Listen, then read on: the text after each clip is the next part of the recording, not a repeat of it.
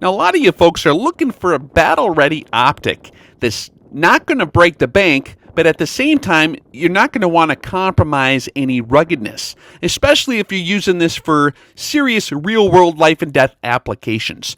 A lot of you guys are looking for a rifle, a defensive rifle or a battle rifle that's going to really be able to hold up. And you know, historically, the weak link in any kind of rifle system, especially if you're using optics, is the scope. They're a relatively fragile instrument that you have mounted on your weapon, and that's the weak point in the whole system. That's if something's going to break, it's usually the scope. Now, for those of you who are looking for world-class battle optic, you probably know that you're limited to only a few real options. There's lots of really neat stuff that is marketed for that application. However, seriously, if you look at it, there's only a few different options you have if you're really going to put your life on the line. And that's why militaries seem to gravitate towards a few choices. And a lot of these different sporting optics are great for their application, and they're cool and they're fun. And if you're just shooting on the range or shooting varmints or even doing maybe some law enforcement work, it's not going to give you too many problems. But for long-term battle applications where you're really going to be throwing this thing around, throwing it out of helicopters, jumping on it, freezing it, getting it submerged in water, and the whole gamut of torture that you guys can put these things through, you're limited to a few choices. Some of your more familiar options are excellent choices, however, they can break the bank. I really like the Trijicon ACOG series optics, the TA31s. They're a great scope. I like the Elcan M145. That's incredibly heavy-duty optic, a real good scope for these applications. However, it's going to be more expensive than a lot of the rifles you're mounting it to. And for those of you who are looking for a more cost-effective alternative, there is an option out there that I thought I would share with you guys.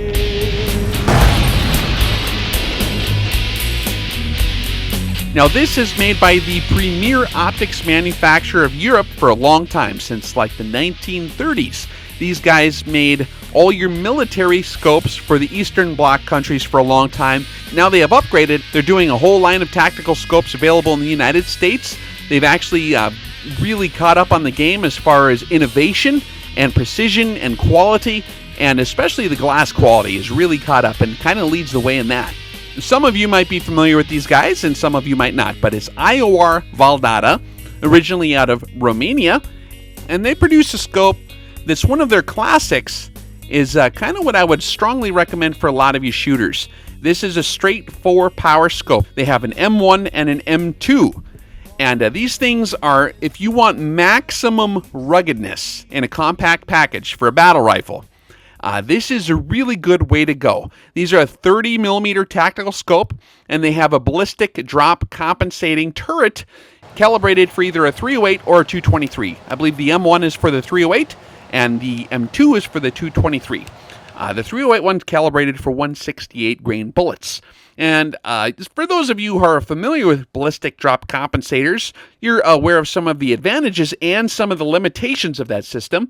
But for battlefield applications where you need to index a quick firing solution on your optic on the fly without thinking, a BDC turret is a very effective way to go. Likewise, with the 223 turret, it is calibrated for the 62 grain projectile in standard conditions, and it's also an illuminated scope. So you do have the option to use this in lower light applications. But this scope is incredibly rugged. I've actually had the opportunity to use one on my AR-10. I have a lightweight Armalite AR-10 setup, and for the last 10 years I've been testing this thing. I've always had the intention to get the review out, but I guess I've just been so busy enjoying shooting it.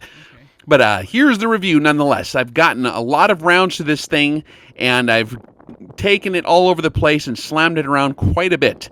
And I've got to mount this on other rifles, and as much of a scope schnob as I am, I actually can say that this is a pretty decent choice. And this is going to be every bit as rugged as your M145 or your Trijicon ACOG type scope. And really, at quite a lower price. So if we take a closer look at this thing here, it's a straight 4-power optic, 24mm objective lens, which makes it nice and compact for something that you want to keep handy, and for something that's going to have structural rigidity and ruggedness. A small tube like this is actually a very strong way to build it. And for battlefield applications, the larger objective lens you have, the more problems you have potentially with reflecting light off of the objective and things like that. So this is not a bad way to go. Of course, being a 4-power, you're going to have a decent field of view. You're going to have about a 29-foot field of view at 100 yards. Your exit pupil diameter is 8 millimeter. You're going to have a nice, good image to look at when you're laying behind the scope. The eye relief is actually quite a bit better than the TA31, which is kind of a similar option in the Trijicon. The Trijicon TA31 is a 4-power scope, same power as this, but the Trijicon has a eye relief of only like 1.5 inches.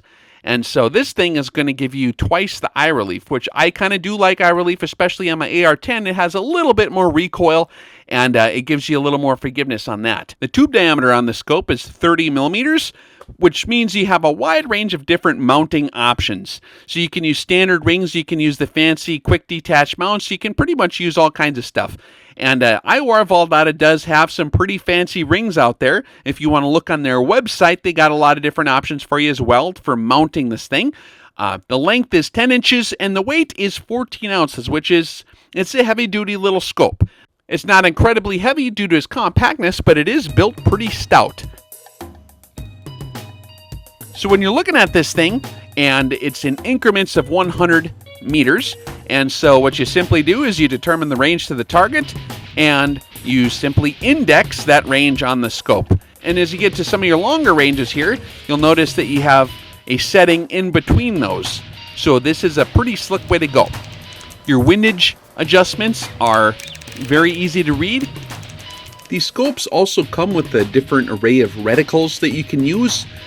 The one that I was given was the Mp9 Reticle, and I like it because it's a relatively clean reticle. There's not a lot of confusing things happening in it.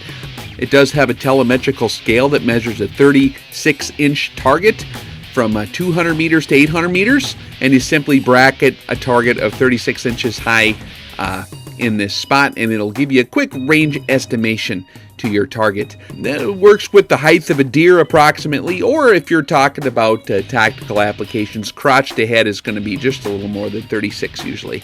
It also has a center dot to wingtips is also 36, so you can use the center of the dot to the tip of the wings on the reticle to give you a range of 100 meters.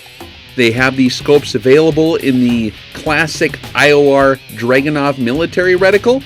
And for those of you familiar with the Russian military scopes, IOR actually used to produce most of those scopes over in Romania back in the day. And here is a picture of one. And for those of you who know how to operate these, they have a similar telemetrical scale that gives you the range to your targets, and it has a series of chevrons that you can use for your ballistic drop compensation. And for more of a close quarters battle type setup, you can get the CQB Tactical Reticle. And it's actually a pretty smart design. It's got a center dot that's 1 minute of angle, and it does have a larger horseshoe, especially in low light conditions at close range. When you use your illumination, this can get you on target real fast. It has horizontal lines and intervals of 1 mil each, and numbered intervals from 5 mils to 10 mils to 15 mils. And a cartridge that's different than 5.56 millimeter or 7.62, this will give you a lot more universal adaptability because you can just simply hold over the appropriate drop value in a unit of mils. So each reticle has its design purpose. I went with the Mp9 and I've been very pleased with it so far. So all in all, this scope is actually a really good value in my opinion. Like I said, originally when I got this thing, it was probably close to 9 years ago or a little longer ago. I was looking for an alternative to an ACOG. I wanted something that didn't rely 100% on batteries in case a guy needed the rifle in a pinch and you had to maybe do an extended deal where you wouldn't have access to batteries. I wanted something that would still be good. And also, you get a fine aiming point with the use of standard type crosshair reticles. And so this Mp9 reticle on mine, and having it configured like a normal optic, makes it perhaps better suited for extended operations in an apocalyptic type scenario or something, you might not be able to get to the battery store, and after a few months your batteries can go bad, or you can lose them, or they can get wet. There's lots of things that can go wrong on a scope that relies primarily on power. So it is nice to have something like this, where you just have a fixed crosshairs that you can always rely on, and you have backup illumination for low light conditions. If you do need to use it, then you can keep extra batteries for that. But the scope will not be rendered useless.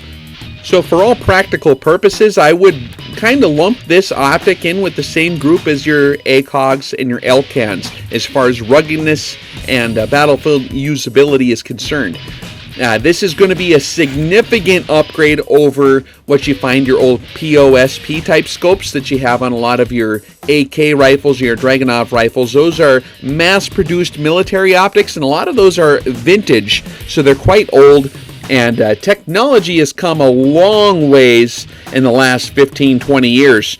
And this thing is of significant, much higher quality in your glass especially, and even in construction, than it is over some of the Eastern European bloc military scopes, which are very heavy duty and an incredibly rugged optic, and for their design purpose they do great. But for a more discerning type marksman, especially in the American market, a lot of people do like to have something that's a little finer construction and even greater glass quality. So these scopes are very nice. They are designed kind of loosely. I think they appear to be designed after the POSP series scopes in so much as the way you adjust the scope and the turrets and the way you zero it is very similar to that kind of an optic. So this is that Eastern Bloc Soviet style scope, but done with modern technology and a much more refined approach for a sportsman's market as well, without sacrificing the ruggedness. So this is an excellent choice. There's basically not a whole lot of stuff you can get that's tougher than one of these things. Like I said before, this would be well suited for some of your semi-automatic rifle platforms that are normally extremely difficult on scopes. Those of you familiar with the FAL series rifles, the SA-58s, or even an M1A, that heavy bolt carrier and bolt assembly as it slams forward sometimes can be a little harsh on standard sporting style optics, and it almost produces a recoil similar to that of a pellet rifle, and that can really tear up a scope fast. So it is kind of nice to have a military design in a scope for a military rifle, especially if you're using one of those. Right, I hope you enjoyed the review. Stay tuned.